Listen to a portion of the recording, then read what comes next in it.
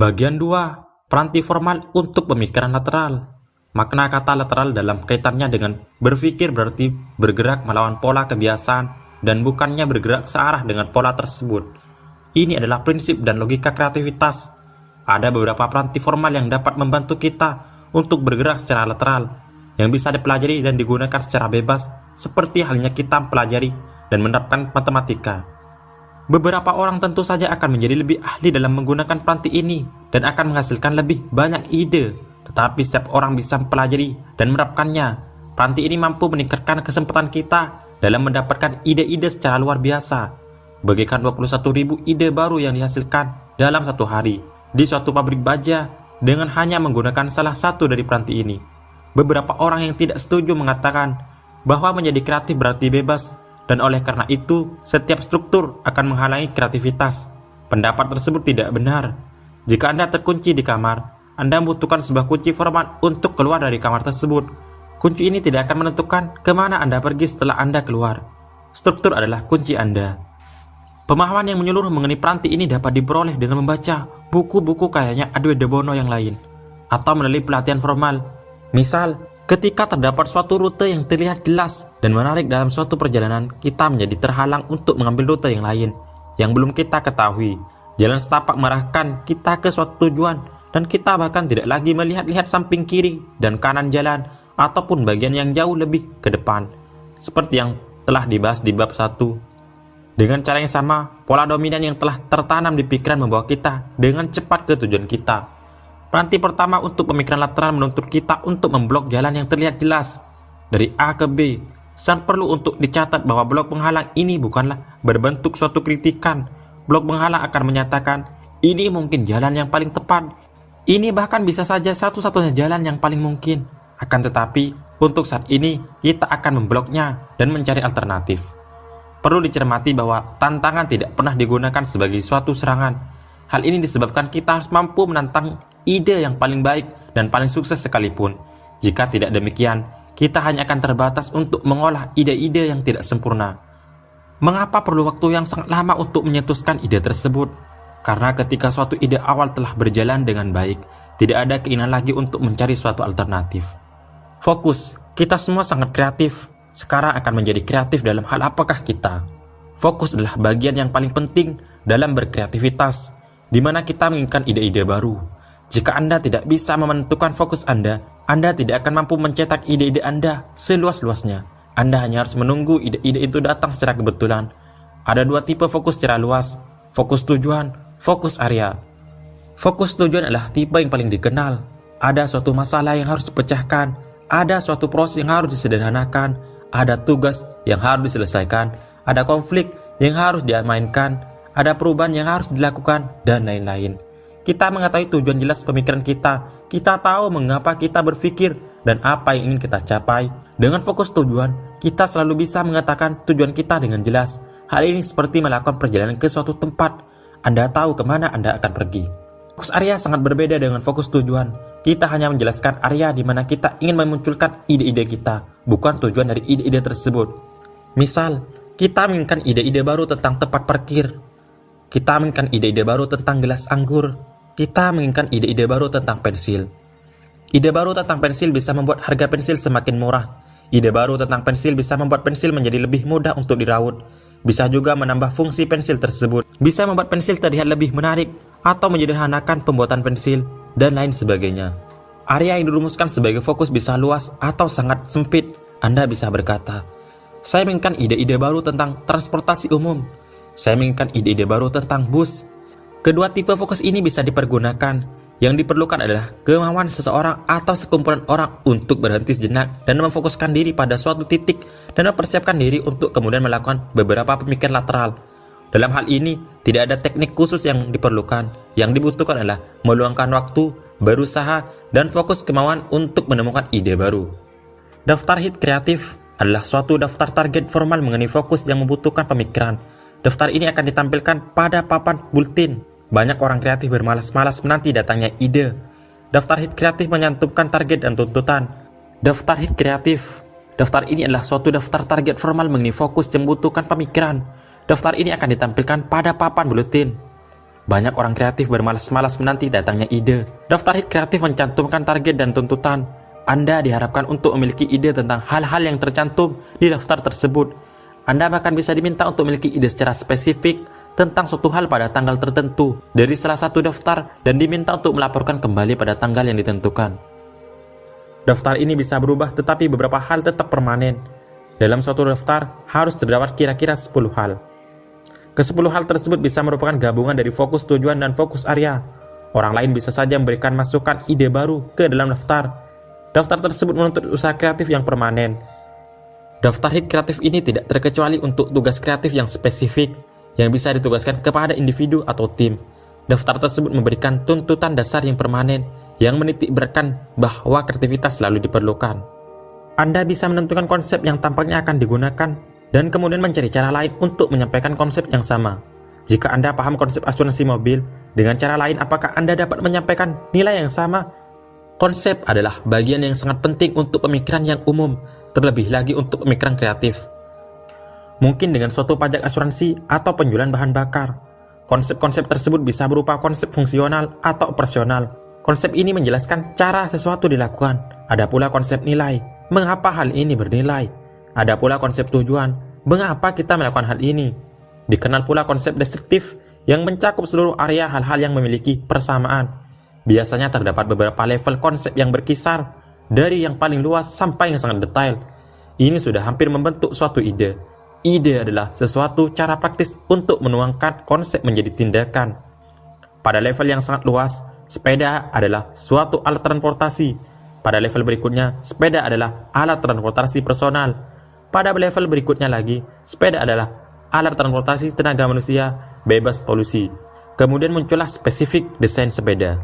Konsep menurunkan ide. Dari suatu konsep alat transportasi personal bertenaga manusia, kita dapat beralih ke alternatif lainnya, seperti sepatu roda, skateboard, atau bahkan ide yang benar-benar baru seperti menempatkan pengendaraannya ke dalam roda yang sangat besar. Cara-cara yang membuat orang tertarik pada mobil juga bisa dipertimbangkan. Bahkan bisa saja muncul ide untuk menciptakan motor listrik yang baterainya bisa diisi ulang di rumah menggunakan generator. Ekstraksi konsep teknik pemikiran lateral yang ini seharusnya lebih mudah digunakan dari yang lain karena lebih masuk akal. Pada prakteknya, hal ini cukup sulit untuk diterapkan karena teknik ini tidak memiliki efek rangsangan langsung dari teknik-teknik yang lain. Kita mencari dan mengembangkan alternatif dan ide baru dengan memeras konsep, dan kemudian mencari cara lain untuk menyampaikan konsep ini melalui satu ide yang spesifik. Misalnya, seorang wali kota dari kota kecil di Australia datang menemui saya dan berkata bahwa mereka memiliki masalah dengan para pekerja dari kota lain yang berkendaraan dan meninggalkan mobil mereka di jalanan sepanjang hari. Hal ini menyebabkan orang-orang yang akan berbelanja mengalami kesulitan untuk memarkirkan mobilnya. Solusi yang umumnya adalah menggunakan meteran parkir untuk membatasi waktu parkir. Apakah ia harus melakukan hal tersebut? Pemasangan dan pemeliharaannya akan sangat mahal. Apakah konsep di sini? Ada satu kebutuhan untuk menemukan cara untuk membatasi waktu parkir mobil di tepi jalan. Cara yang lain adalah membuat undang-undang yang mengatur bahwa jika Anda memarkir mobil di area tertentu, Anda harus membiarkan lampu-lampu depan Anda tetap menyala. Anda tidak bisa memarkir mobil Anda di sana terlalu lama karena Anda akan menghabiskan aki mobil Anda.